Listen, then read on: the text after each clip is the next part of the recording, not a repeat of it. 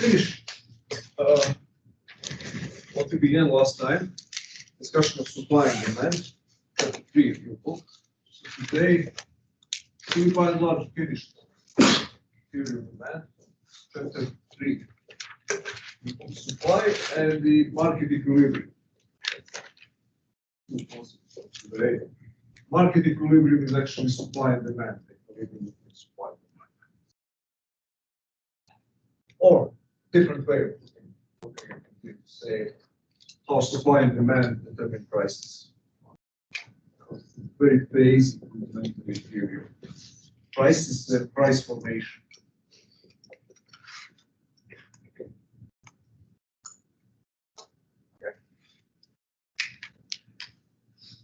So we'll begin with the supply, the theory of supply, in the same way or similar way that we did with the theory of demand.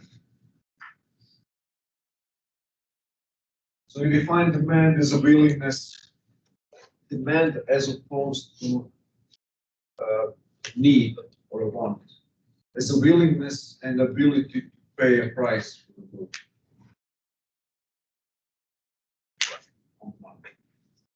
That's demand. So demand is an effective whatever it means. If you demand something, you have to be ready to buy it, meaning to sacrifice something else that you can afford at the same time. And to do it, not only to express your abstract willingness, but actually to be capable of to do it, to demonstrate your preference for that.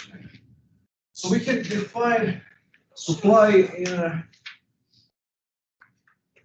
slightly similar fashion as a willingness and ability to produce and to sell a certain good at a given price or at different prices.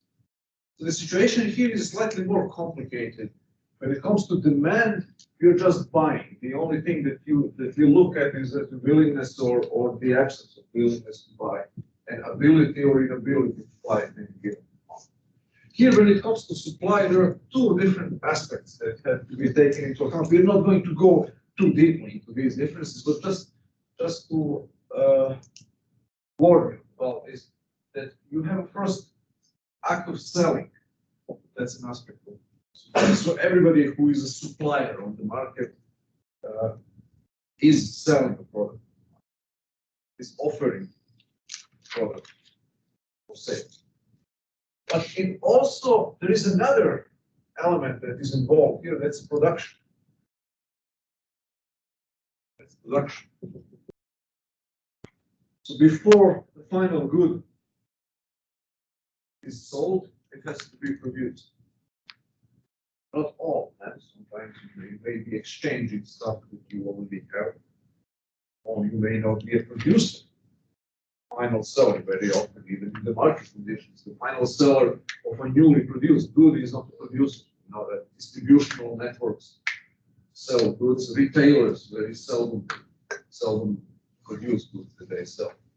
Okay, but nevertheless, production of a good is a part, is an aspect of the theory of supply.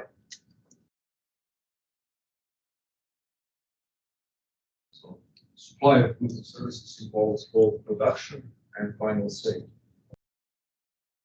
Whereas in the case of demand, you can just person deciding to buy or not decide.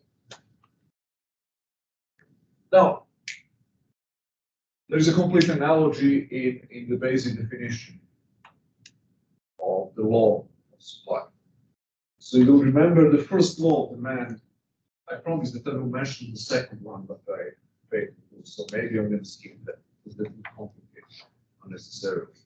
So maybe at the end of the lecture, I will mention the second law of demand and second law of supply. For now, the most fundamental ones are the first laws of law of supply and demand. So the first law of demand, as you remember, is this basic idea that the higher the price of a given good, lower the quantity offered for sale. No, lower the quantity bought. First law of demand. Okay.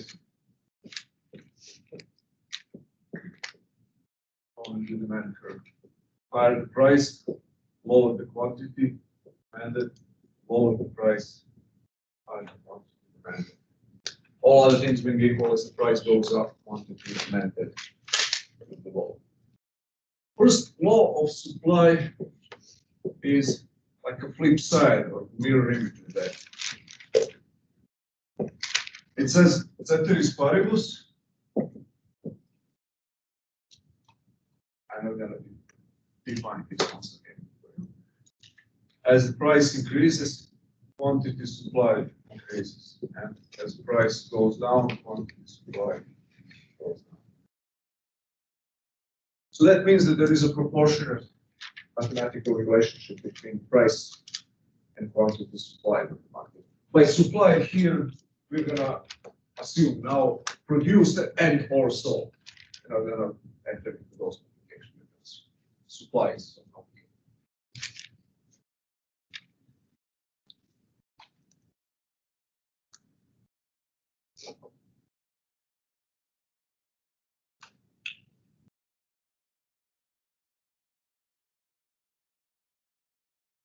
So higher the price, higher quantity supplied. And we can do the same exercises that we did. We can plot the prices here. 1, 2, 3, 4, 5, and then you plot, so let's say one individual, one seller, how many units this seller will produce. Let's simplify it and say that you produce something and directly sell it to somebody. Let's say you produce 4 units at the market price is 1, if the market price is 2, you increase it to 6, 7, 9, 11. So this is your supply schedule. Just as you have a demand schedule, you now have a supply schedule. That's a table showing the pairs of prices of potential possible market prices and corresponding quantities that you will produce and sell at any one given price. And it could be just as in the case of the demand schedule, it could be individual and collective or total market supply schedule. If you look at the entire market, the supply schedule will give you how many units the entire market all produces in a given market. All apple juice produces how many units, how many carts, how many whatever it is, bottles of apple juice they will sell on the market at any one given price. So again, if you plot the data from this supply schedule in the coordinating system, you will get the upward sloping supply curves. As you increase the quantity, it's 1, 4, 2, 6, 3, 7, 4, 9, 5, 11, so the curve goes up. As you increase the price, you increase the so supply curve is upward sloping. That's maybe the second most important law in economics. The first being downward, the demand curve is sloping downward.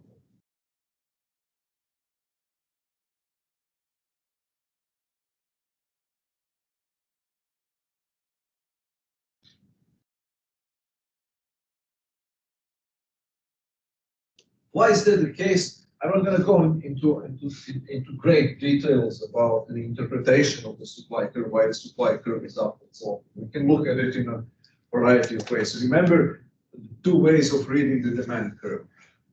You can read it vertically and say then as the price changes, as the price goes up, people will buy less. That explains why the demand curve is sloping down. You can interpret it, you can read it that way.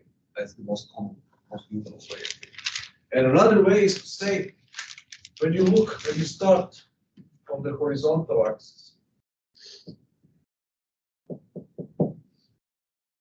you know the law of marginal utility. You start acquiring goods, you acquire the first unit.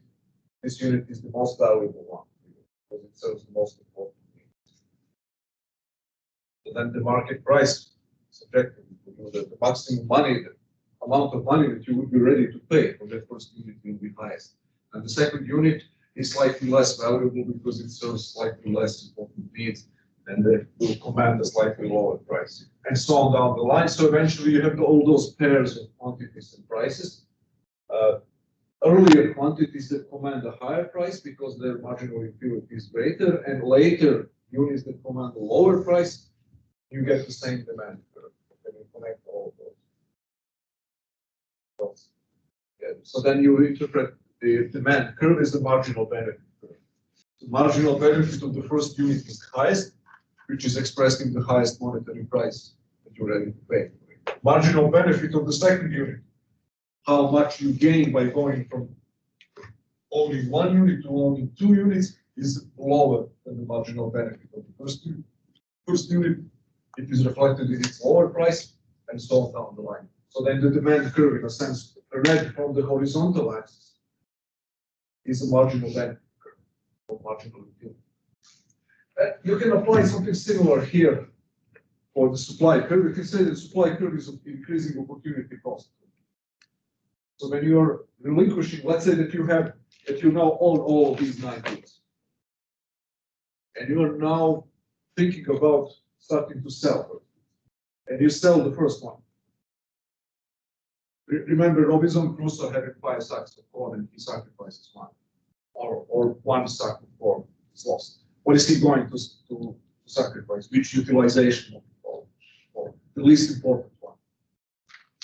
Okay. So then the least important one, when you give up the first unit of selling, you are giving up goods. The value of that first unit will be low. Why? Because you sacrifice the least important need that you can satisfy by any one. You have 9 units that are equally serviceable that could be used to satisfy all of your needs interchangeably. You lose 1 unit, you're going to sacrifice the 9th need, the least important need. That's the reason why the price that you will ask for that first unit that you sell will be lowest, because it is the least important. Then the second unit will be more important to you than the first one. Then you will ask for a higher price, and so on down the line. So as you lose one after another those units, the stock becomes scarcer, and the value of the remaining units getting higher and higher. So that as you lose one after another, the price goes up. So that's why the supply curve is upward sloping, because opportunity cost of resources are increasing. Or scarcity of the good also increases vis-a-vis other things you want to have. So, analogously to marginal benefit curve in the theory of demand, we have the marginal opportunity cost curve. The supply curve could be treated at one level of opportunity cost. Another way of looking at the supply curve, another way of reading it would be to say, let's think now about production. And let's say that we are looking at the market for a certain good that has to be produced. The market for oil, market for gasoline. When the price is low, who can afford, which kinds of firms can afford to produce and sell? What is the precondition for you to sell, to profitably sell a product if the price of the product is not low? Yeah, that's the decision. It's likely that you have to be larger. Why? You need to be really efficient to be able to produce. So what does it mean to be efficient?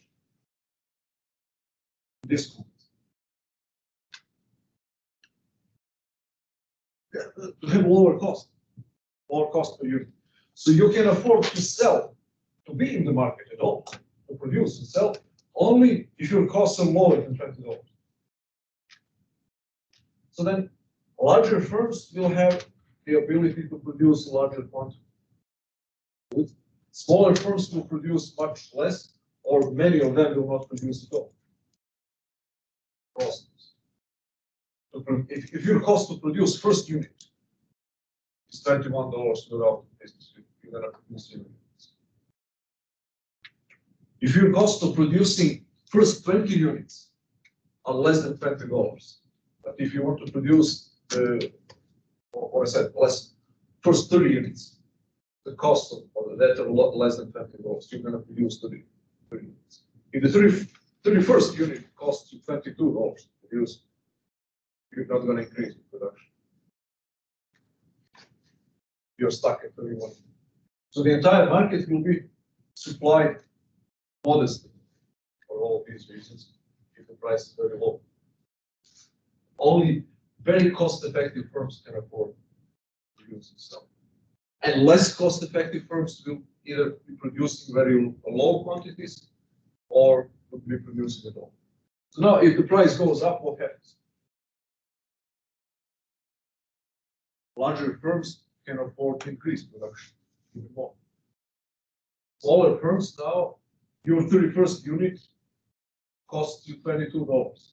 You're not going to produce it if the price is 20. But if the price is $30, you're going to produce it. And if it's 32nd unit is costs you $24 to produce. You're going to produce that unit as well. So you see that the total market supply will, for all of these reasons, increase if the price goes up. Because the less efficient firms or less efficient production becomes profitable. Costlier production becomes more profitable. So down to license. So one example for you that I always like to use to illustrate this is oil industry. Why North Dakota oil industry slumped so heavily in 2007, 2008? We were again, and then recovered quicker than people expected. Because in 2006, 2007, the price of oil was very high. It was $140 per gallon of crude oil. What does that mean? That means that both cheap ways of drilling crude oil and very expensive ways of drilling crude oil were profitable.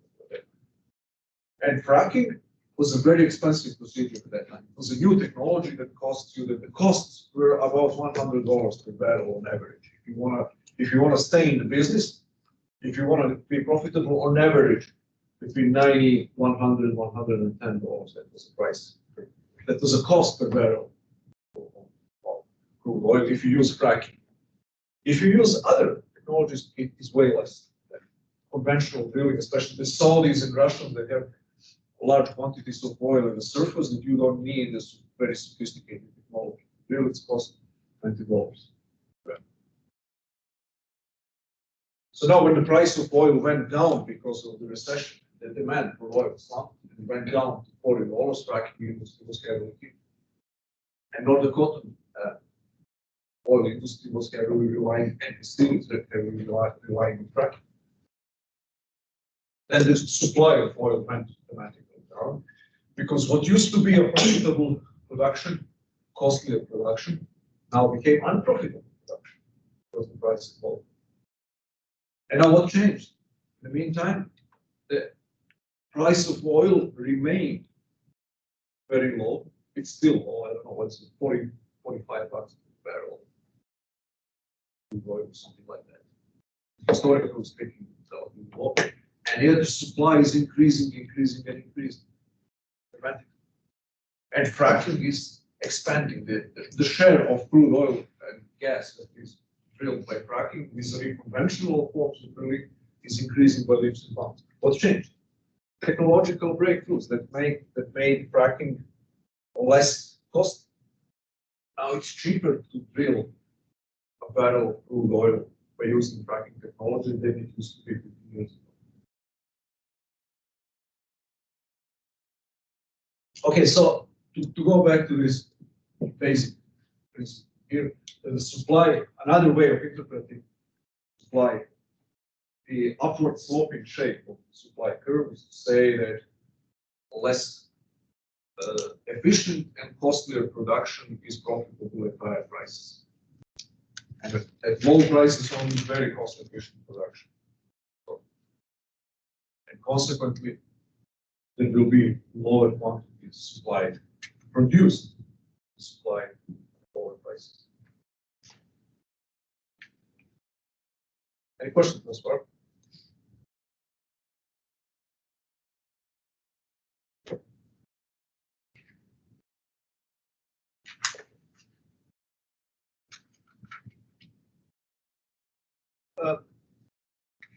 Anything? One thing, another analogy, I think that we will have now easier time going over parts of the function here because we already did the same thing for the theory of demand. Remember, movement along the demand curve and the movement in the demand curve, you have the same thing for the theory of supply. So movement along the supply curve is a change in quantity supplied. So that means you can have, with the given conditions of supply, you can have a lower price and lower quantity, or you can have a higher price and higher quantity. So the change in quantity supplied is a change in supply that is caused only by the variation in prices. Same thing as theory of demand. That's a change in the quantity that is produced and sold in the market that is dictated only by the changes in the price, where everything else is kept constant. Nothing else changes, preferences, expectations, technology, size of the market, anything else that could potentially influence supply. We assume that that's kept constant. If that's the case, then a change in supply will be dictated only by price, and it will be graphically shown as a movement along a given supply curve. So from this point 1 to point 2, or vice versa. The quantity supplied goes down, that means that the price goes down.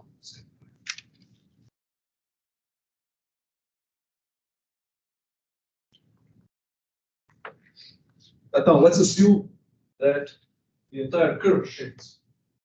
Right, what happens then? The analogy with the shift in the demand curve. What happens then? At any one given price, this supply schedule produces Quantity supplied increases. Yeah, quantity supplied increases at any one given price, irrespective of the price. This is when supply increases for other reasons than the price. So at any one given price, you will have more goods produced. So you don't have to change the price in order to change the quantity. If you keep price constant, let's say price was P2, and the change in supply happens, you will have more goods.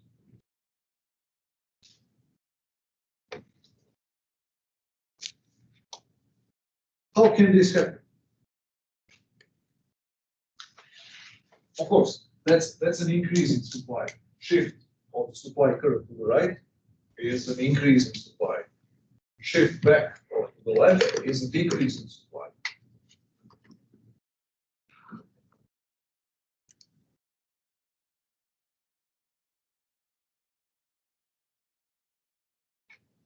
What could be the reason for the shifts in the supply curve?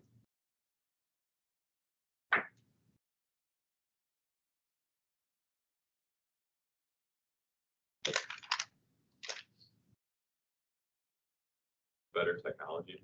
Yeah, better technology. Just as I mentioned, now, better technology, you can, whatever the price, you can increase your supply.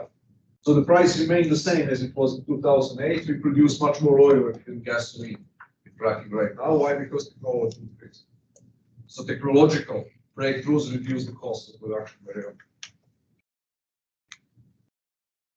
Well, that happens. Why do we produce so much more corn and wheat and other foodstuffs than 100 years ago? We're stronger and we work harder.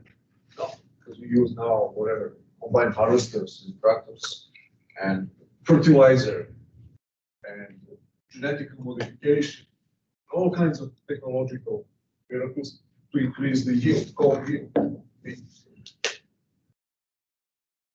quantities of all other goods. So we now use far less land area to produce far higher quantity of food than 50 years ago. Main reason that's called. And we have 3 times as much people. Wow.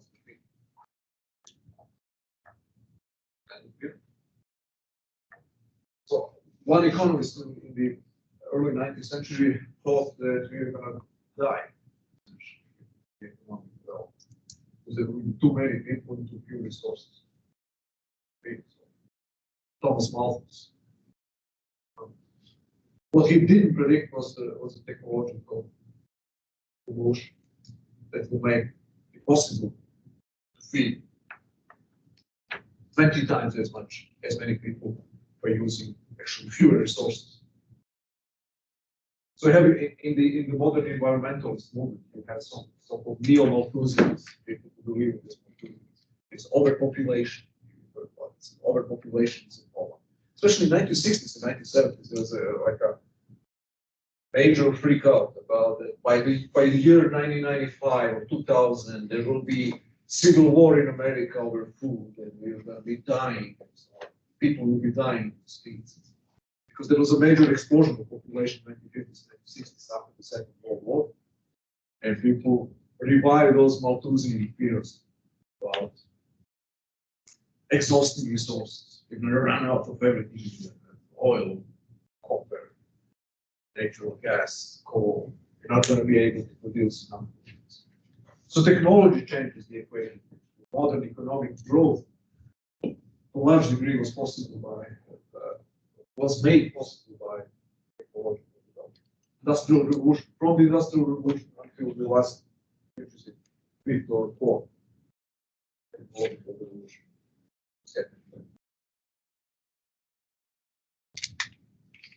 Now, the second aspect could be the second reason why production will become cheaper is that some of the factors, some of the inputs that you use may get cheaper. And let's say that people produce more cars now because gasoline is cheaper, and gasoline is an input that you use. Maybe one of the. I'm going to use another. We'll come to gasoline cars. Whenever you make chocolate cakes and price of sugar went down, you can produce more chocolate cakes. At any whatever the market price, you're going to be producing more than before the price of sugar went down. One of the major components, one of the major cost items for your production, if it gets cheaper, you're going to get the ability to produce more, whatever the price of your final product is. Also shifts.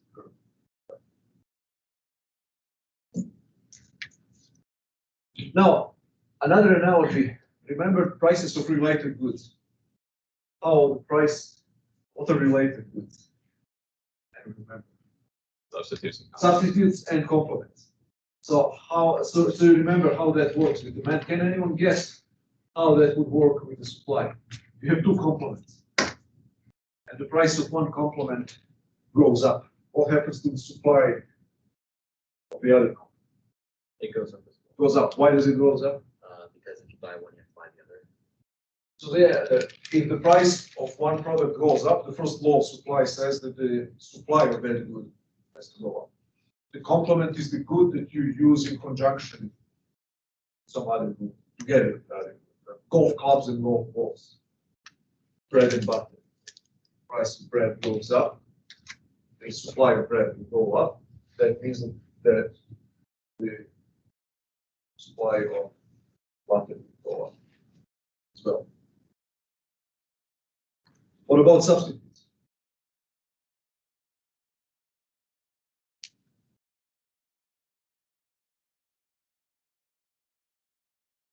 The price of one good goes up, and so the other, or the quantity supply will go up as well.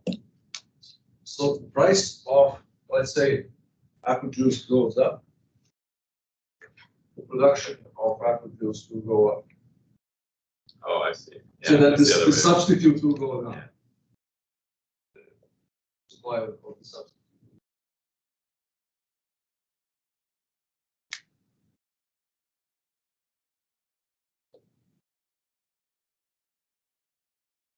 Okay, what about the expectation of future prices? How will those affect supply? We've seen that with demand, If people expect prices to increase, they will buy more now. It's going to get more expensive tomorrow. I better buy whatever I need now. If people expect prices to go down, they will postpone their purchases. What about supply? You think now from a standpoint of producing, expect prices to be higher next year than now. Are you going to increase production for next year? You're going to be selling. Of course.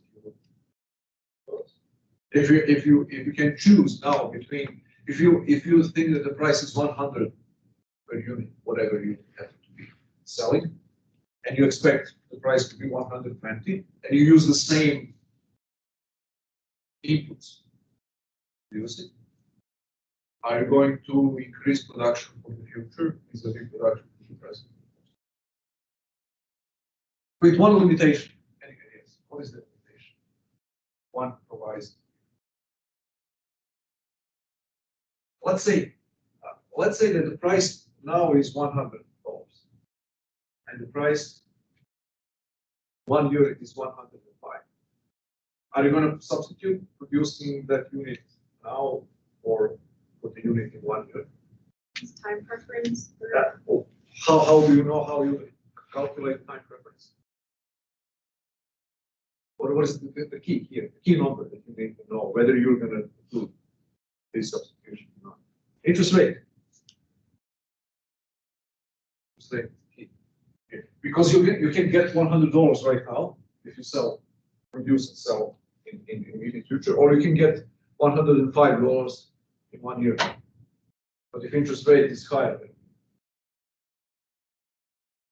5%, then you produce.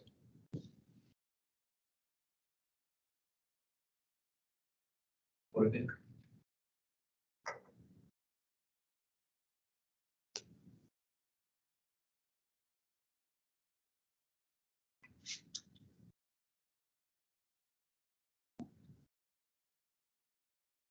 No, of course. You can earn more money by investing the money that you will be paying for the inputs.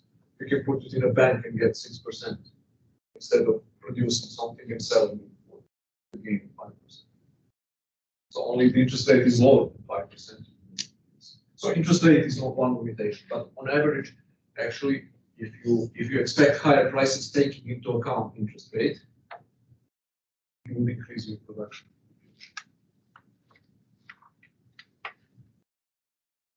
Taxes and subsidies, this should be easy. How taxes affect the supply curve? This might be slightly controversial. There are some people who question this. Not directly head on, but indirectly. If you increase taxes on gasoline, what's going to happen to the supply of gasoline? Shifts to the left. Yeah, it goes down. One cost item added that didn't exist before. So that's, if you don't believe me, you look at the America just rejoined the Paris Climate Accord. And what is Paris Climate Accord? Anyone else? President Biden just signed President Trump got us out of it, 2017. Now Biden got us back. Whoever wants to go for it. It was an international agreement in which countries signed it agreed to help lower carbon emissions. To lower carbon emissions. How they do it? What is the mechanism for that? Getting rid of fossil fuels and start. Yeah, what is the technical mechanism? The taxes. Yeah, essentially, it boils down to taxes, but it is carried out as a system of cap and trade. That means that government says we are not going to emit more than this 105 million tons of carbon dioxide. And if our economy works business as usual, it's going to emit 160.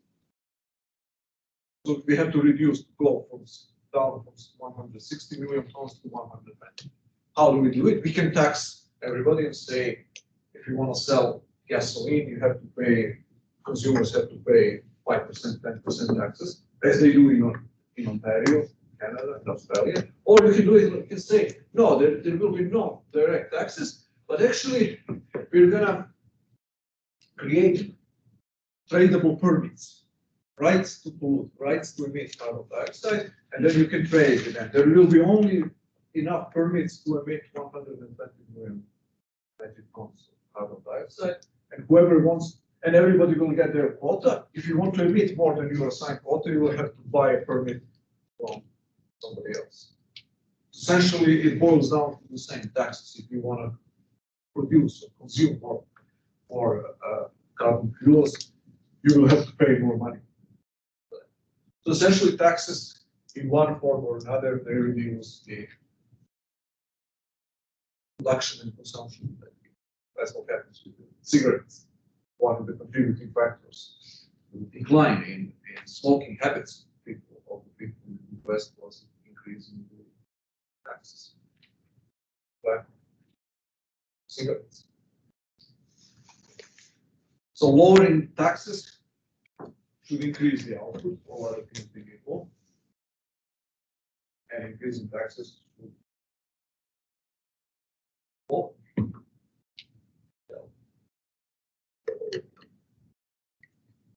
Subsidies. By the way, there is one complication here. Depending on how much people need the product. Let's say that the product that the government decides to tax is in very high demand and people really, really need it. They're not ready to give it up even if the price increases dramatically. Okay. So then economically speaking, even though legally speaking, it's the firm, it's the producer who's paying the taxes. Economically speaking, it is the consumer who pays the price. Because I'm stuck with that product, I have to buy it, whatever, some life-saving medicine. People will keep buying it even if the price went up 2 times or 3 times. And then the government taxes the producers of that life-saving medicine, but economically speaking, who bears the burden of this increased taxes on consumers? Because the firm will not get punished, the firm will not lose revenue because of high prices. So this is called the incidence of taxation. Who really bears the burden of tax? So you can say if the demand for a product is inelastic, which means that the quantity demanded that people will buy doesn't depend on the price, you can charge as high a price as you want. People will keep buying it, then incidence of taxation falls to buyers. They actually bear the economic burden of taxation. Because firms are okay. Government forced them to increase prices, who cares? The money keeps coming, we don't care about it. We are not harmed by it. But if demand is elastic, which means that you cannot increase the price of that good without losing customers, if it's a competitive business, then every tax increase bears on the revenue, limits the revenue of the firm. And incidence of taxation goes to the producer. So consumer then say, higher price, I'm going to move to something else. There are substitutes, I'm going to move to something else. I'm not going to buy this because it's too expensive. Then the producer suffers. The producer bears the cost of taxation. Subsidies. So what is that? What are subsidies and how do they affect the supply curves? Government payments to. Government payments to support the given business or a firm or a branch of industry. So they should be theoretically moving the curve to the right. You get a subsidy, you reduce your cost. So now you should distinguish here between short run and long run. In the short run, subsidize the industry's benefit. But in the long run, what will happen? What is likely to happen? If you rely for 50% of your revenue on government subsidies, what is likely to happen to you? You'll probably overproduce. Yeah, overproduce, but what is going to happen to your efficiency? Efficiencies are sort of say there's no need to change. Yeah, man, no need to change it to you're to some degree protected against your own inefficiency, against the consequences of your own business failure. Somebody else is covering your costs. Somebody else is covering the cost of your inefficiencies. You're not as likely to innovate and to change and to cut costs as you would have been if you didn't have subsidies. So you can say that in the long run, subsidies will move the supply curve to the left by making the firm less efficient and less resilient and less innovative. But in the short run, likely to increase.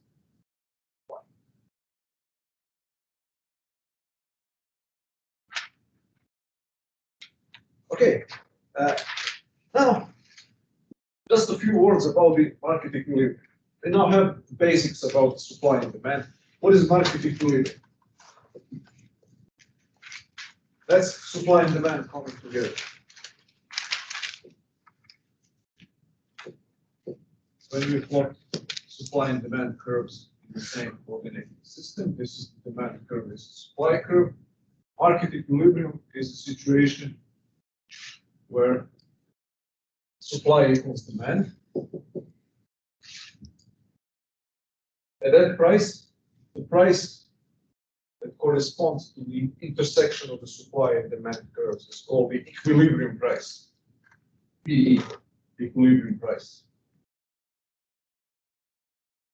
And down there, the quantity of goods that will be exchanged at this equilibrium price is called the equilibrium quantity. So equilibrium is a situation where supply equals demand. Sometimes the equilibrium price is called the market clearing price.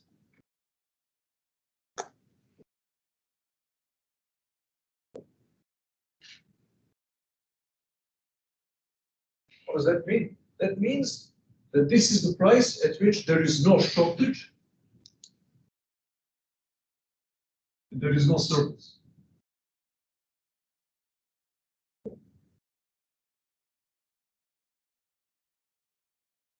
So what is a shortage?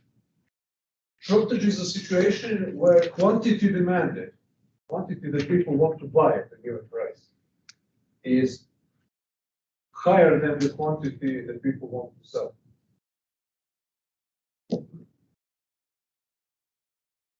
Shortage.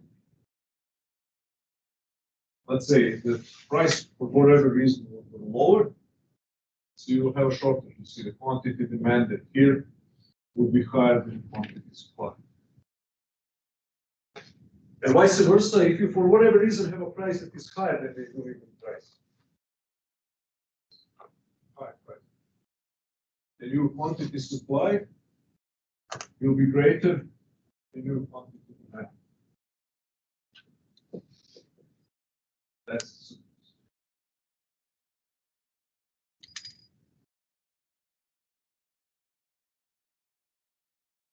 a surplus is eliminated. If for whatever reason there is a surplus in the market, what happens? So these are called disequilibrium, shortage and surplus are disequilibrium. Disequilibrium states of the market. The market is not in the balance of equilibrium. The supply and demand. So if there is a surplus, quantity supplied is greater than quantity demanded. So you can think of market as a constant negotiation and a renegotiation of the terms of trade between the two groups of people, buyers and sellers. Who is in a better negotiating position here when quantity supplied is greater than quantity demanded? There is more sellers than buyers, so actually more goods to be sold than demanded. That makes the buyers that puts buyers in a better negotiating position. So they can exact some concessions from sellers. If you want to sell, if you want us to buy more goods, you will have to reduce price. So then what is going to happen as a consequence of this asymmetric power of buyers and sellers in a situation of surplus would be that the price will start to go down.